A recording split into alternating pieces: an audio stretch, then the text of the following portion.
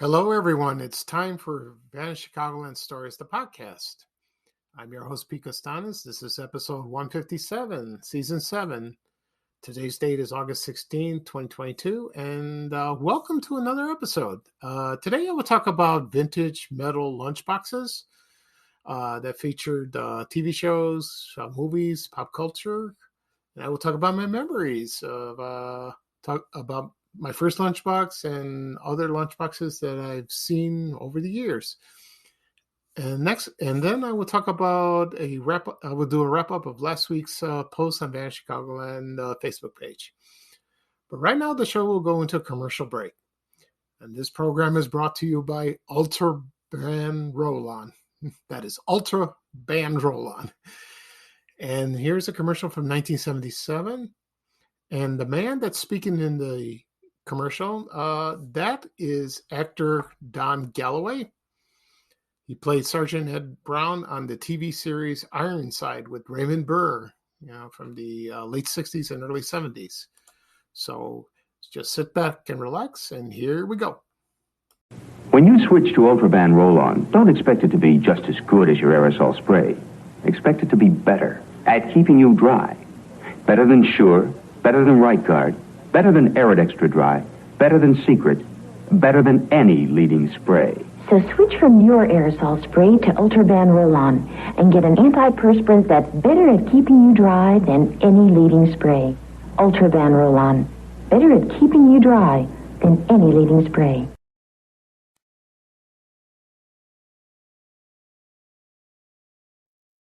This episode is brought to you by Nerds Gummy Clusters, the sweet treat that always elevates the vibe. With a sweet gummy surrounded with tangy, crunchy nerds, every bite of Nerds Gummy Clusters brings you a whole new world of flavor. Whether it's game night, on the way to a concert, or kicking back with your crew, unleash your senses with Nerds Gummy Clusters.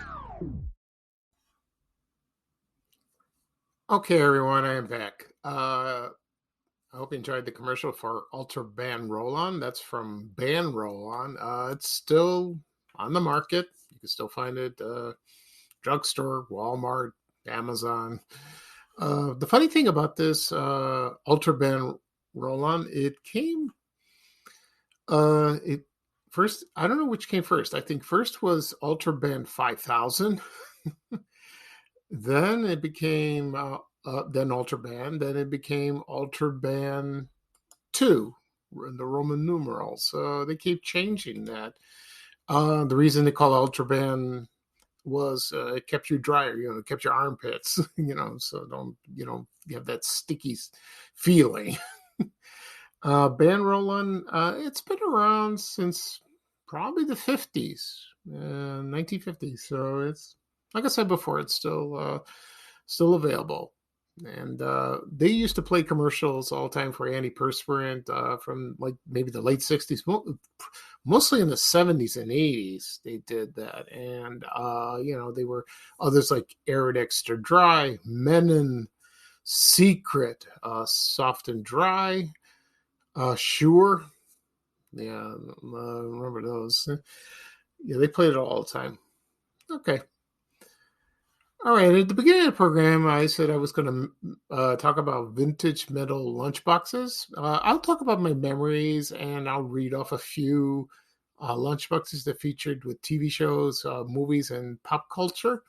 And then I'll talk about last week's posts on Vanished Chicagoland. We'll see if I have time. Okay, so for metal lunchboxes, I posted a photo yesterday on my Facebook page, Vanished Chicagoland, and this was the very first one that I had. My mother bought this. I forgot where she bought it. Probably Kresge's or Woolworths. We lived in the Roseland neighborhood on the south side. And I was starting school at first grade at Correas Elementary. It's a Greek American school. Still go to church. I was there yesterday, for my name's day. And so the first lunchbox I had was Hot Wheels. And Hot Wheels back then was hot. It was very popular. Popular cars. My mother has bought me a few cars over the years. I wish I kept them, but they're very collectible. They're very popular. And the lunchbox came with a thermos. So she would put, I don't know what you put, like milk or juice, in your thermos, or sometimes soup. She did that, and then she would put in a sandwich, an apple, or banana, or a Twinkie. Hostess snack cakes were big back then, and also, like, for example, not just a Twinkie, a Ding Dong, a Ho Ho's. I don't know what else. Not apple pie. She never bought that. And that's what usually I remember. And when you open the lunchbox, I remember when during school, you would open it up and you could smell the peanut butter or jelly. One thing I want to mention, this makes people laugh all the time. I don't like peanut butter jelly. I don't. I like peanut butter sandwich or a jelly sandwich. Either of those two, not together. It tastes weird to me. I don't know why. I don't know, very persnickety. So I love peanut butter. I can eat it every day, or take I eat it if I get hungry late at night. I take a spoonful. It has the protein, and jelly's very sweet. But I remember Great Jelly. I remember Kraft made that. There's Welch's, of course, and Smucker's, but Kraft made a good jelly. I don't know if they still do.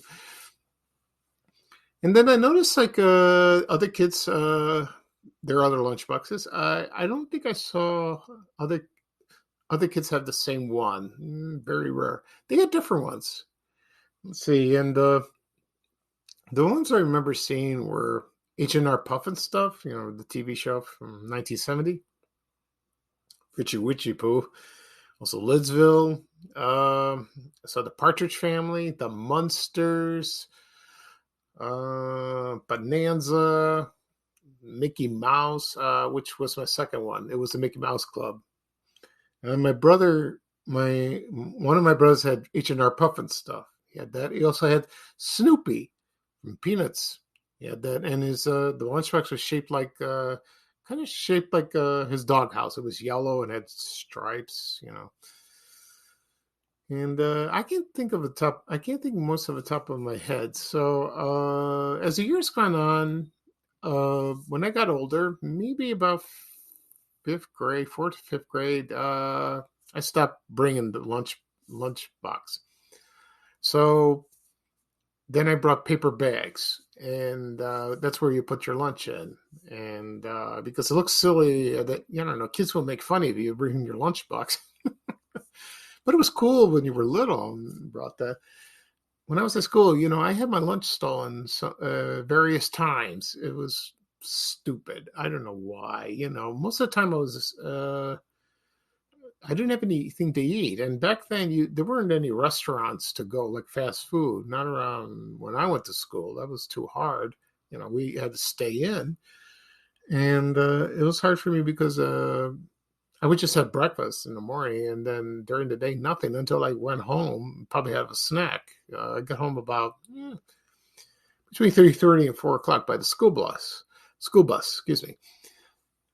But there were times my lunch was stolen. I always tell my mother, boy, she would get angry, because she would say, these kids are, I don't want to say what she said. She said it in Greek. It was nasty, because they were undisciplined, bullies. They would take that, that's fine. I had a lot of things stolen when I was in school. They stole my books. They stole my pens. They stole my suitcase. I had a suitcase. A lot of things. And sometimes they were found, recovered. Others, no. So my mom kept buying them. It was terrible. It was like, I feel like I'm being mugged at Central Park in New York. That's how it was.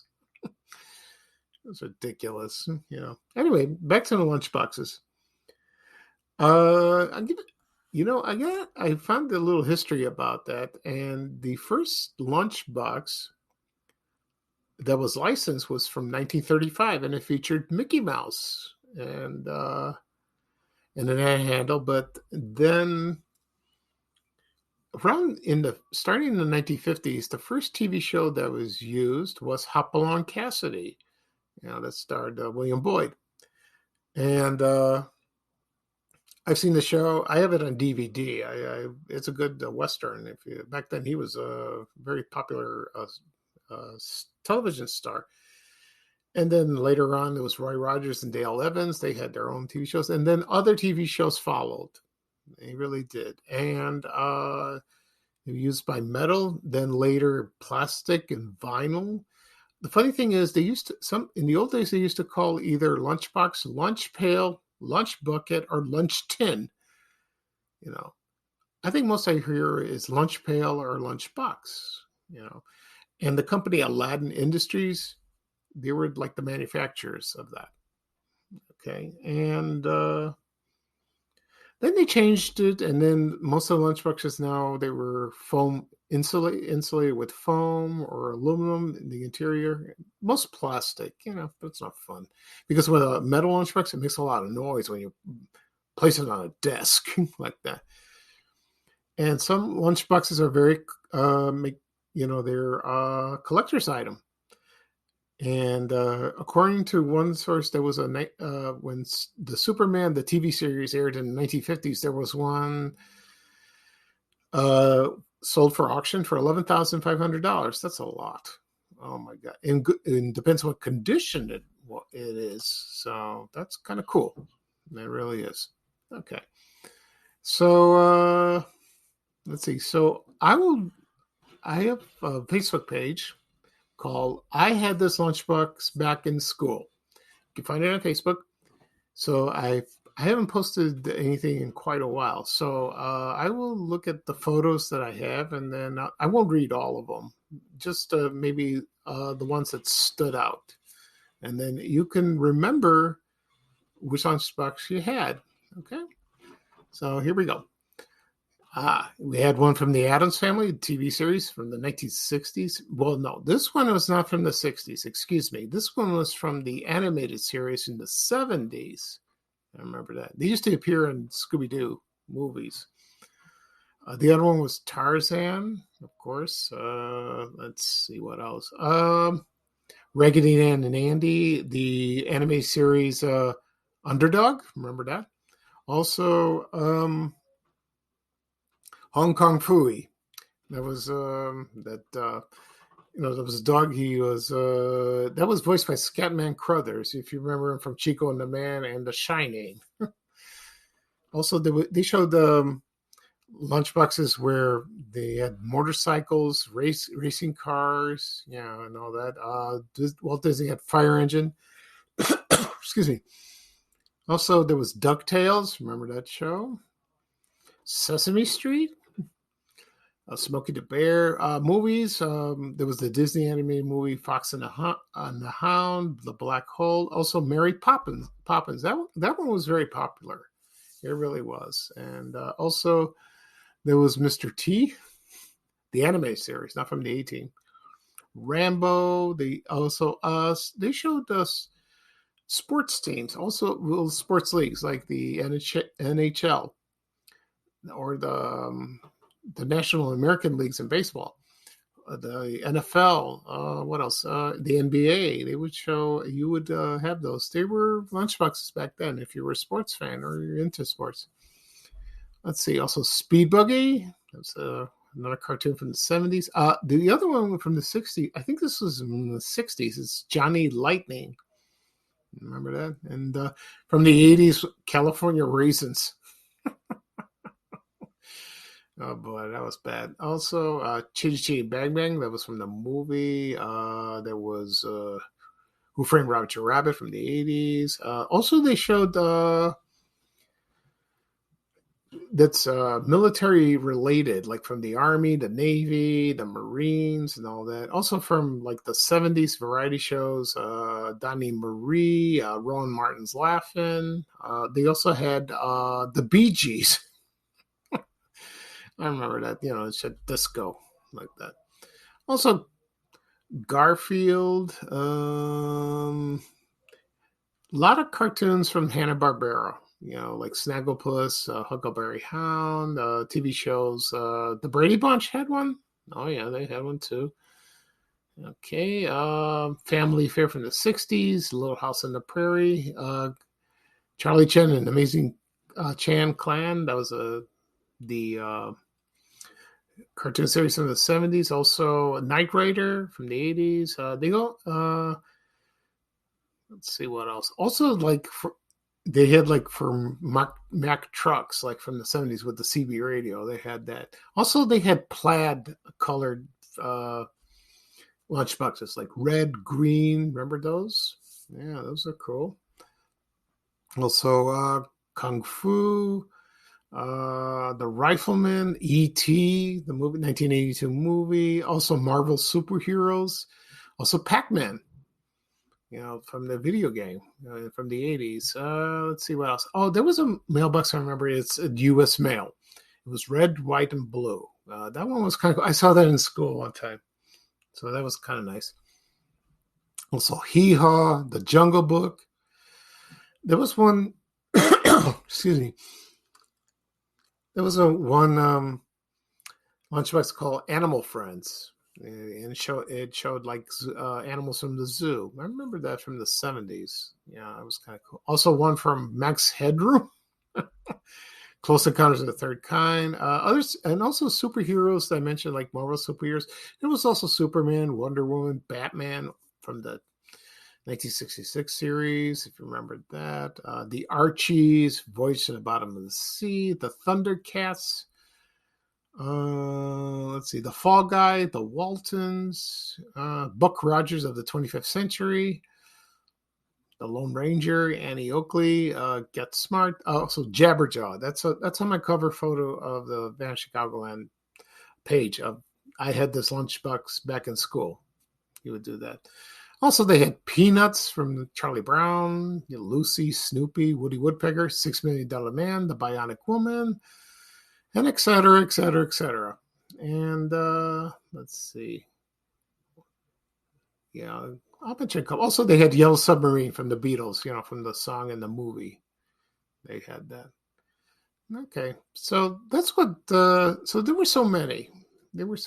And so I posted a photo of which one it was? Yeah, from Hot Wheels. And then I mentioned that you would comment and you would post a photo. What was your first lunchbox, if you remember, or what was your favorite? And you would do that. I didn't get much responses, but on Twitter I did. So that was kind of cool. Okay. Right now I'm going to take a quick break and then I'll be right back. Thank you. Okay, everyone, I am back. I hope you enjoyed that segment for vintage metal lunchboxes. I can go on forever, but there were so many. There were so many memorable ones when we were kids. When we were waiting for the school bus or entering school, going having lunch in the cafeteria or at your desk, and you would see other kids with their lunchboxes. I did that on the school bus. I did that at school. I did that at lunchtime. You see, I was like fascinated by seeing all the different colors and designs. That's kind of nice. And I have a book here that shows all the lunchboxes, from television shows and not just but from pop culture, from movies. So it's I've had this book for a long time. I bought it at Borders. Remember that store? Yeah, Borders Books. So maybe I'll probably do a podcast episode about that place. We'll see. Okay. Right now I'm going to talk about last week's post on Vanished Chicagoland on my Facebook page. So there's a few items, and I might repeat what I said last time when I did the recap of this, but we'll see. So I apologize for that. Okay. All right, here we go. Now, this one I posted on August 6th, about 10 days ago. It was a Money Network bank card, and this was from Tallman Home. This is from the Tallman Bank, where it was located on West 55th Street in South Kedzie on the south side, southwest side, that is. And I remember seeing these at commercials and going to the grocery store and use it's like an ATM. Probably sounds like that. And I found this on eBay. I posted it, and people remember this, and they remember the bank very well. I don't think I've talked about Tom and Bank probably in my earliest episodes, and a lot of people remember the when you entered the bank, they had the donuts. They had some donuts or donut holes, just like branding iron, and you would they were complimentary, and you help yourself, and that bank building was beautiful. Oh, it was gorgeous, but they tore it down, and now I think it's a Planet Fitness place. That's a shame. It was the one with the underground parking, so that was kind of cool. And yeah, I had my accounts there, and then first it was Tom, and then it changed into LaSalle Bank. Do you remember that? Also, now it's Bank of America, and so Tom but it's a Chicago founded company, so that's good. Okay, next up, I posted a menu. It was from Al Farber's Steak Room. It was a restaurant. It was located at the Belden Stratford Hotel. It's located at 2300 North Lincoln Park West in Chicago. It's not a hotel anymore. It's apartment buildings. I don't know when it converted. Probably in the 2000s. And but this steakhouse restaurant was very popular, and it was they had wonderful food. Kind of pricey. I never went there. And from what I gathered from people's comments when I posted this, they said it was one of the best in Chicago and one of the best places to eat steaks. Other was Eli's. Remember that steak joint? Can't think of the Chicago Chop House. I think that's still there. I'm not sure. Okay. Let's see what else. There was a photo I posted. It was called Boogie's Diner. This was located at 932 North Rush Street in Chicago. And I remember this. And I think they did a movie, I think in the early 90s, based on this restaurant. And I remember, and I posted a menu a long time ago. You can find it on Vanished Chicagoland Facebook page. And it wasn't just in Chicago. I think they had one in Aspen, Colorado. I think Aspen or Denver. And according to some people, it was a very good food. And the funny thing is, there was Gary Meyer. He was the radio host. He was with Steve Dahl, on the Loop. And he said there was a diner called Banquet on the Bun. And that restaurant was featured in the 1983 movie Risky Business. I remember that, but I don't remember seeing Banquet on a Bun. So I found a screenshot. Maybe I'll post it soon on my page, and you will see like that. Okay. Let's see what else.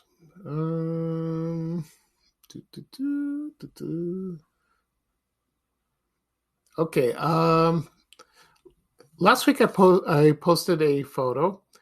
There were some about 5 drinking glasses. They were from Magicist Rug and Carpet Clean Company. They were promotional items that when Magicist was in business.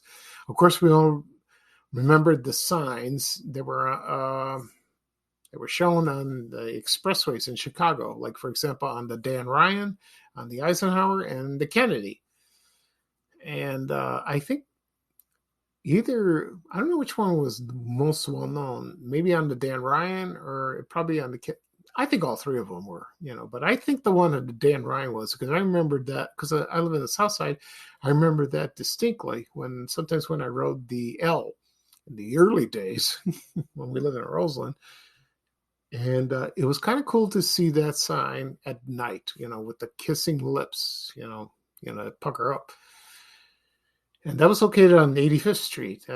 Magicist is, it's not in Chicagoland area. I think it's in Milwaukee, I believe. I'm not sure. I saw that on the internet. I'm not sure. So Magicist had, they advertised on TV in the early days of Chicago, but people remember the lips. They would do those red lips. Okay, another photo I posted, this was very popular, was Klein's department store.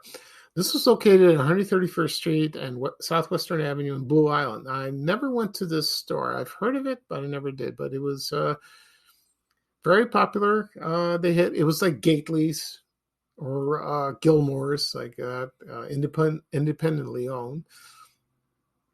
And a lot of people have fond memories of that store. And I remember the advertisements in the newspapers. They had everything: clothes, maybe toys, anything you needed, that you wanted. And it was right smack dab in downtown Blue Island. From what I heard, I don't know when it closed. Probably in the 90s, 2000. I'm not sure, but it was there for a long time. It really was, and people loved that photo of me posting this department store. They really did. Okay, and also I posted another restaurant. This was a menu from Armando's Restaurant. This was located 735 Northwest Street. And it was there for a long time. Served, of course, Italian cuisine. And right now, they toured that restaurant and other buildings on that block. And I think it's now the Peninsula Hotel.